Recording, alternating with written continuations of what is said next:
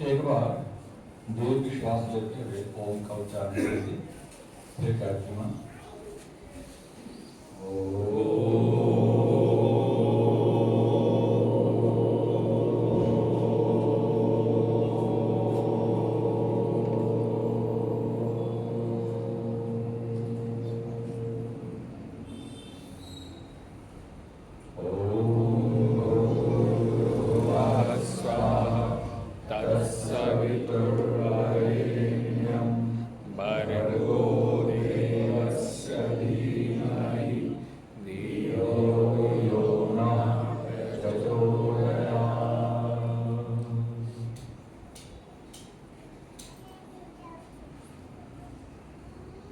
आदरवाद श्रद्धा योग मातृ शक्ति धर्मानुरागी बंधुजन प्यारे बच्चों, बहुत ही सुंदर हमने वचनों का श्रवण किया। मनुष्य जी ने, वेदांगी जी ने, प्रगति जी ने और ऋषि माता, इनका भी हमने बहुत सुंदर काव्य पाठ सुना। आज international mother's day, international mother या इंटरनेशनल मदर्स डे क्या होना चाहिए इसमें? दोनों में अंतर जी?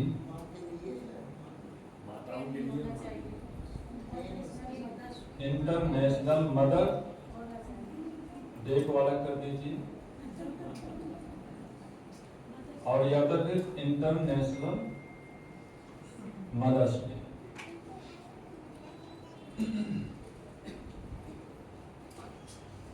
माता का बहुत ही गहरा अर्थ, और जिससे मदर्स डे को संसार मना रहा है, ये एक पक्ष को मना रहा है, विस्तृत रूप नहीं है।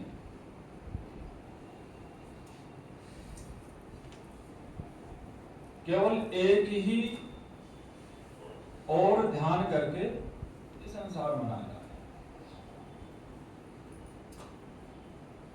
जब हम मां शब्द पे विचार करेंगे, मदर्स, माता पे विचार करेंगे, तो हमारे सामने बहुत ही गहरा अर्थ, विस्तृत अर्थ हमारे सामने आएगा। उपनिषदों में जैसे आपने पढ़ा कि कहीं पर इंद्र और प्रजापति का संवाद हो रहा है, कहीं प्राण का और इंद्रियों का संवाद हो रहा है, कहीं बुद्धि मन का संवाद हो रहा है, समझाने के लिए कि मन बुद्धि में कौन है, दोनों में बहस होती है। प्रजापति यानी आत्मा और इंद्रियों में बहस होती है। सब फिर प्रजापति ईश्वर के पास जाते हैं, सब वहां पर समझाने के लिए। जीव जब शरीर के माध्यम से संसार में आने को हुआ, तो जीव ने ईश्वर से पूछा कि भगवान, मैं जा रहा हूं संसार में, मेरा पालन कैसे होगा, मेरी कौन रक्षा करेगा? ईश्वर ने उत्तर दिया कि चिंता मत कर, तेरे जाने से पहले मैंने व्यवस्था कर दी है, और मैंने व्यवस्था की है मां के रूम में। चिंता क्यों करता है? तेरे जाने से पहले मैंने तेरे लिए मां की व्यवस्था कर दी है। ठीक है प्रभु, मैं मां के पास जाऊंगा, आंचल में जाऊंगा, गर्भ में जाऊंगा, मेरा पालन कौन करेगा? ईश्वर कहता कुछ मां तेरी रक्षा करेगी और कुछ मैं तेरी रक्षा करूंगा, मैं पालन करूंगा। फिर जीव ने प्रश्न प्रश्न किया कि जब मैं शरीर के माध्यम से बाहर शरीर को लेकर एक छोटा सा शिशु के रूप में बाहर आऊंगा तो फिर मेरे भोजन की व्यवस्था कौन करेगा प्रभु, कैसे मैं खा पाऊंगा? ईश्वर ने कहा कि चिंता न कर, मैंने माँ के आंचल में तेरे लिए सबसे पहले दूध मैंने व्यवस्थित कर दिया।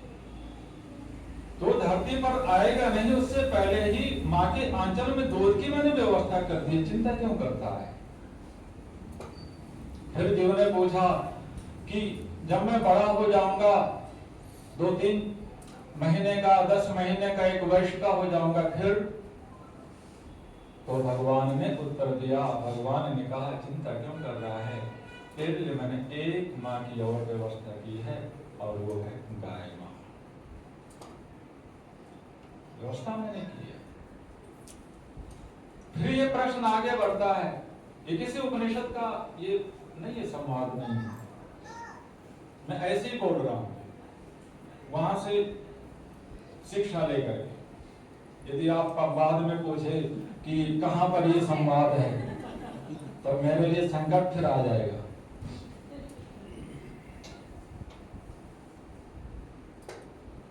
जीव ने पूछा मैं बड़ा हो जाऊंगा, दूध के अतिरिक्त मेरे लिए और भी कुछ चाहिए, उसकी क्या व्यवस्था? प्रभु भगवान ने कहा कि चिंता मत कर, मैंने तेरे लिए पृथ्वी माँ की व्यवस्था की है और पृथ्वी में अनेक अनेक अन्न, औषधियां, वनस्पतियां, फल आदि की व्यवस्था मैंने की है, चिंता क्यों करता है?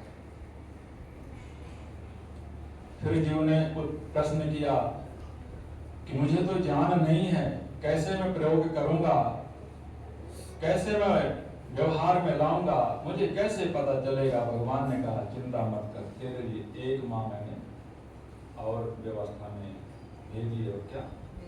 वेद माँ, वेद माता प्रचोदयन्ता। ये विस्तृत रूप है माता का। जब तक हम इस पृथ्वी को नहीं समझेंगे, जब तक हम गाय को नहीं समझेंगे, जब तक हम वेद को नहीं समझेंगे, जब तक हम ईश्वर को नहीं समझेंगे, माता के वास्तविक स्वरूप को हम कभी जान नहीं सकते, कभी नहीं पहचान सकते। माता निर्माण करती है, गर्भ में निर्माण करती है, गर्भ के पश्चात भी निर्माण करती है। इसलिए बड़े बड़े महापुरुष हमारे सामने इस धरती पर आए और अपने प्रयासों से, अपने त्याग और तप से इस धरती को धन्य कर गए और हमारे जीवन का जो रास्ता उसको सुशोभित कर गए।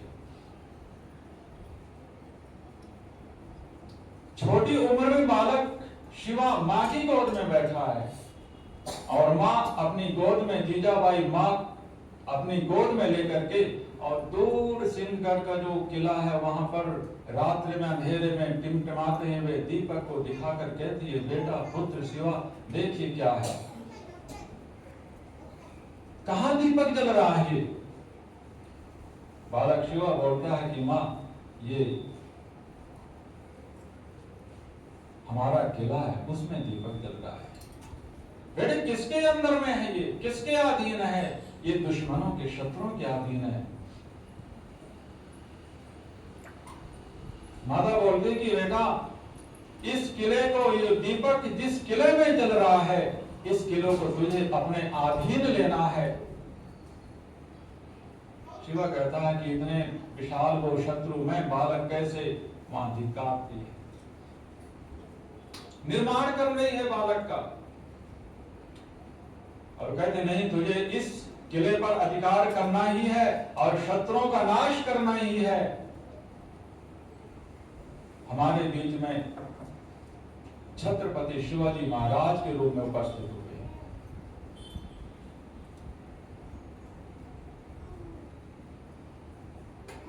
ऋषि ने कईयों का नाम लिया, शंकर जी का भी नाम आया था। शंकर कौन? कौन से शंकर?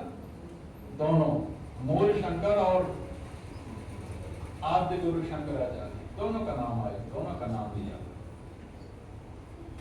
जब बालक शंकर जब बिल्कुल बालक अवस्था में थे, बाल्यावस्था में, ऐसी क्यों वदंती है कि पैर पकड़ लिया मगरमच्छ ने। पहले वो आज्ञा लेते थे अपनी मां से कि मुझे सन्यासी बनना है और मुझे इस रास्ते पर चलना, इस भारत देश का मुझे उद्धार करना है, भारत माता का मुझे उद्धार करना है। इकलौता बेटा, कैसे मां, कौन मां आदेश देगी कि जा तू सन्यासी हो जा, लाल कपड़े पहन ले जा करके। मगरमच्छ ने पैर पकड़ा, छोटा वो भी छोटा ही होगा, बड़ा होता तो शायद संभव नहीं होता। शंकर बोलते कि मां मेरा पैर मगरमच्छ ने पकड़ा, मुझे आदेश दो कि मैं सन्यासी बन जाऊं, और यदि तुमने आज्ञा नहीं दी तो ये मुझे खा जाएगा। माता ने सोचा कि कम से कम बचा रहे, भले सन्यासी रूप में। जा बेटा, मैंने तुझे आशीर्वाद दिया और मैंने आज्ञा दी, तू सन्यासी बन, लेकिन मेरी एक प्रतिज्ञा है, और वो यह कि जब मेरा अंतिम संस्कार हो तो अग्नि देने के लिए जरूर आना। अब वहां से वो निकले, कार्य किया, आप सब जानते हैं। लेकिन जब अंतिम समय आया, सूचना मिली, आदि गुरु शंकराचार्य पहुंचे सन्यासी वेश में, और संस्कार होने को हुआ, तो वहां के जो ब्राह्मण लोग थे उन्होंने कहा कि नहीं, सन्यासी चिता में अग्नि नहीं देता है, अग्नि को हाथ नहीं लगाता है। शंकर कहते हैं कि को विधि को निषेध, क्या विधान है, क्या निषेध, तुम कौन होते हो? मैं उस मां के लिए आया हूं जिसने मुझे आज्ञा दे करके इस भारत भूमि को उद्धार के लिए मुझे प्रेरित किया, और वैदिक धर्म को आगे बढ़ाने के लिए मैंने मां के कार्य को किया। तुम कौन होते हो? मैं उस मां के लिए यहां पर मैं आया हूं। ये भाव वहां का स्वामी दयानंद जी का कहते कि जब वहां से बचपन में चले तो अंतिम समय जब मां का दर्शन वहां से चले तो कोई परेशानी नहीं, आंखों में आंसू नहीं। पिता के दर्शन करके चले, मन में उनको नहीं पता कि ये बेटा हमारा जा रहा है हमेशा के लिए। लेकिन जब वहां से मोर शंकर चले, कोई मन में मोह नहीं है माता के प्रति, पिता के प्रति कोई मोह नहीं है। वहां से निकल पड़ते हैं, बाद में सिद्धपुर के मेले में पकड़ लिए जाते हैं, वापस लेके जाते हैं। पिता कहते हैं कि तू वास्तव में पाषाण हृदय है। जब तेरी छोटी बहन की मृत्यु हुई थी, तेरे आंखों में आंसू नहीं थे। जब चाचा की मृत्यु हुई, तेरे आंखों में आंसू नहीं थे। तेरी माँ कहती थी कि ये पाषाण हृदय है। मैंने सोचा था कि नहीं, बालक है, कोई नहीं, लेकिन तू सबको छोड़ के चला गया और तेरे मन में कोई नहीं, तू वास्तव में पाषाण हृदय है। वहां से फिर वो निकल पड़े, और जब अंतिम बार वहां से निकले, शंकराचार्य जी तो गए केरला में अपनी माँ के संस्कार में, लेकिन दयानंद जी कभी जिंदगी में केवल एक बार गुजरात की धरती को उन्होंने वहां पर टच किया, दूसरे कभी नहीं गए वहां। इतना उनके मन में ये भाव किसके प्रति थी? बोलिए, अपने इस पृथ्वी के लिए, इस भारत भूमि के लिए, अपने इस संस्कृति के लिए। एक बड़े लाजपत राय, बड़े स्वतंत्रता सेनानी, उनका एक वाक्य आपको मैं बोलता हूँ, आपने सुना होगा। वो कहते हैं कि आर्य समाज में भी क्या है जी? माता है, और वैदिक धर्म मेरा क्या है? पिता है। वो कहते हैं कि ये आर्य समाज रूपी माता का मैं ऋण कभी मैं चुका नहीं सकता हूँ, इसका उद्धार में कभी मैं चुका नहीं सकता हूँ। तो हम सबके लिए भी ये आर्य समाज क्या है? बोलिए, माता है। ये माँ के समान है आर्य समाज। तो ये जो माँ का जो रहस्य है, जो ये भाव है माँ का, इसको समझना अत्यंत आवश्यक है। एक स्वामी दयानंद जी के एक सेवक थे, सेवादार,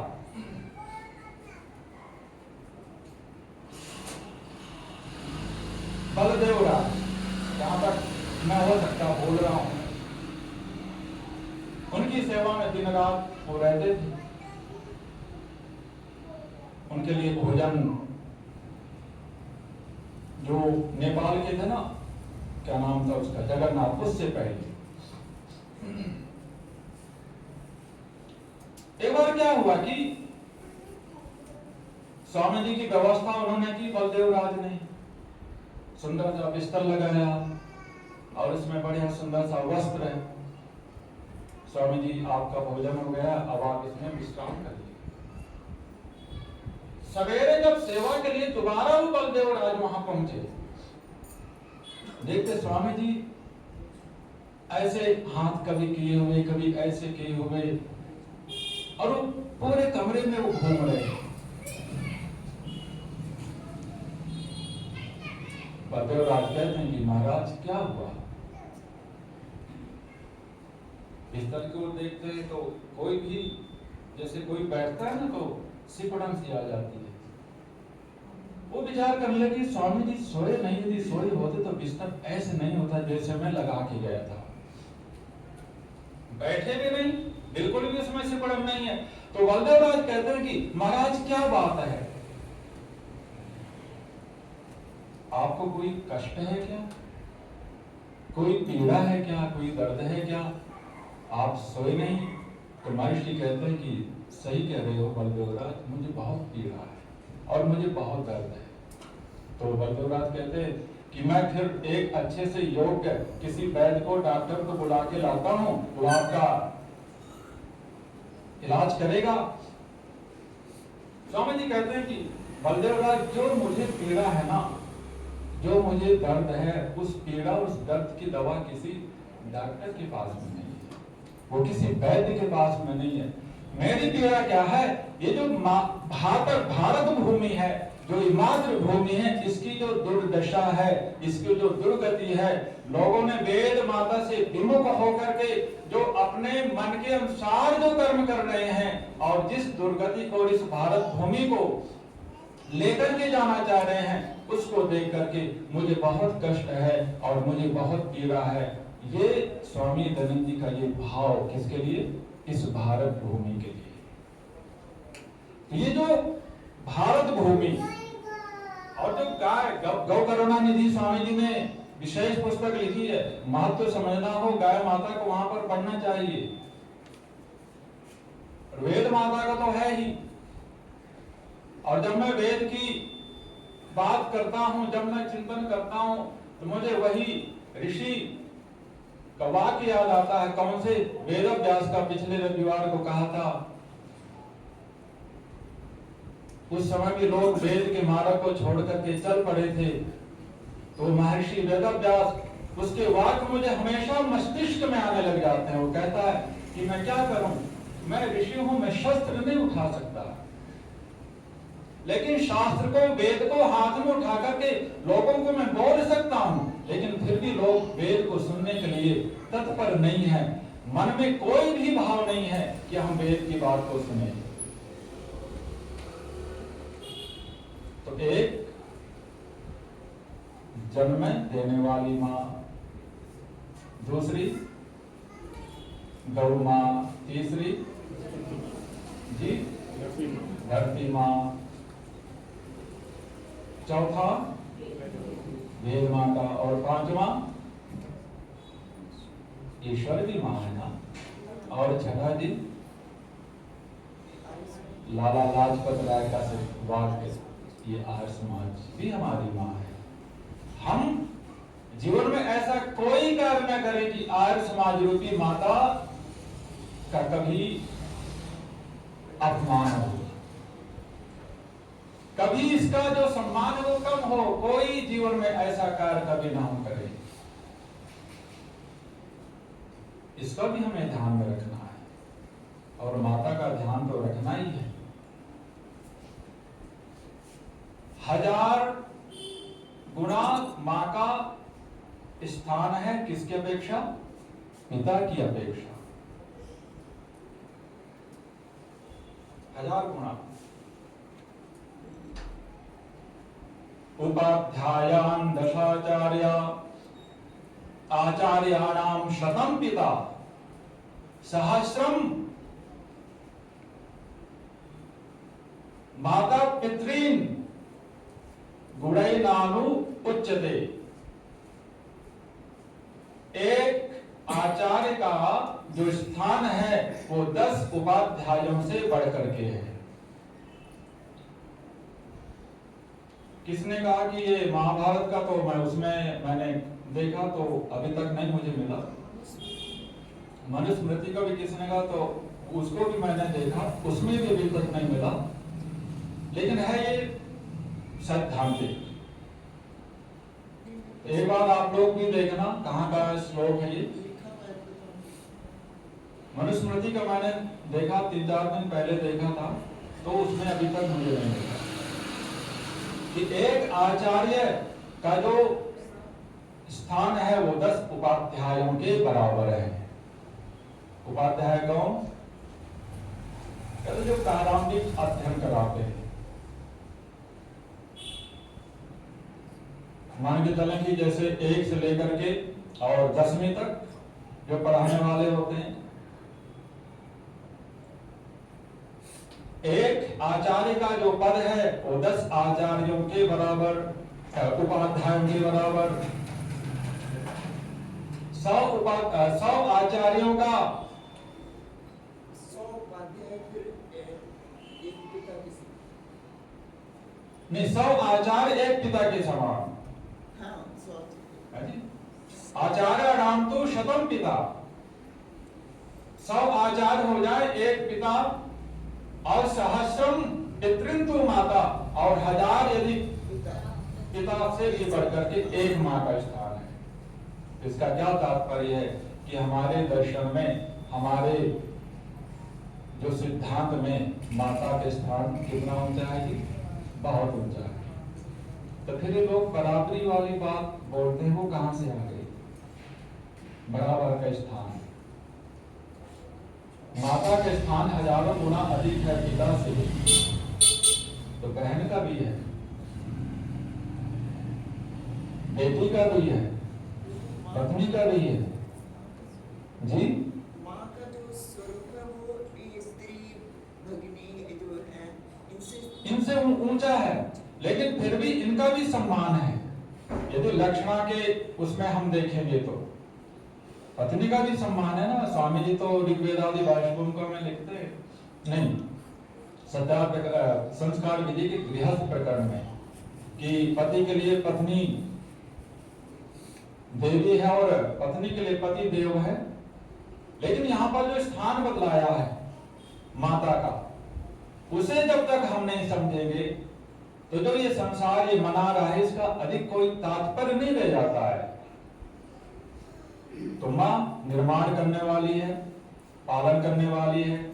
तो हम इस पृथ्वी को, वेद माता को, आर्य समाज को, गाय माता को, और साथ में ईश्वर, त्वमेव माता च पिता त्वमेव, इन सभी माताओं को हम समझें, इनको जानें और इनके लिए हम कुछ कार्य करें, इनका हम ध्यान रखें। ईश्वर का ध्यान क्या रख सकते हैं? ध्यान करना है, ईश्वर की उपासना करनी है, चिंतन मनन करना है, गाय का रक्षण करना है, वेद का अध्ययन करना है, इस पृथ्वी को स्वच्छ पवित्र रखना है, और इस भारत भूमि के लिए अपना कुछ योगदान करना है।